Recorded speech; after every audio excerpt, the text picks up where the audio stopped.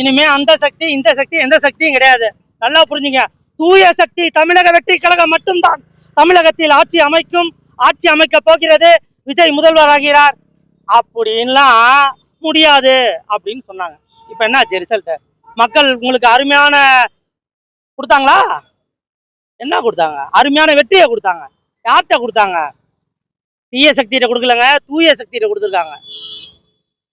கும்பலெல்லாம் இதெல்லாம் வந்து நடிகருக்கு வர கும்பல், இதெல்லாம் ஓட்டா மாறாது அப்படின்லாம் சொல்லிட்டு அலைஞ்சிங்களே.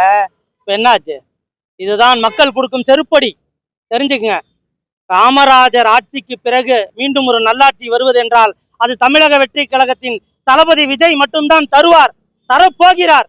வென்று விட்டோம். மாபெரும் வெற்றி. யாருக்கும் ஒத்த பைசா காசு கொடுக்கல ஓட்டுக்கு. எல்லாரும் 5000, 2000, 10,000, 25,000 என்னென்னலாம் கொடுத்து பார்த்தீங்க. காசு கிடையாது, லஞ்சம் கிடையாது, எதுவுமே கிடையாது. இனிமே தமிழகத்துக்கு இனிமே வந்து அருமையான எழுச்சி மட்டும்தான். இனிமே தமிழக மக்கள் வாழ்வாதாரம் காக்கப்படும், மாணவர்களின் கல்வி தரம் உயர்த்தப்படும், மருத்துவம் உயர்த்தப்படும், பெண்களுக்கு முழு பாதுகாப்பு தரப்படும். எல்லாமே வந்து இனிமே வந்து தமிழகம் வந்து அருமையான முற்போக்கு பாதையில போகுது. இனிமே தளபதி தான். இன்னும் ஒரு 30 வருஷத்துக்கு எழுதி வச்சுக்கோங்க, தளபதி மட்டும்தான் வரார். இதுல எந்த மாற்று கருத்தும் கிடையாது. தமிழக வெற்றி கழகம் வாழ்க.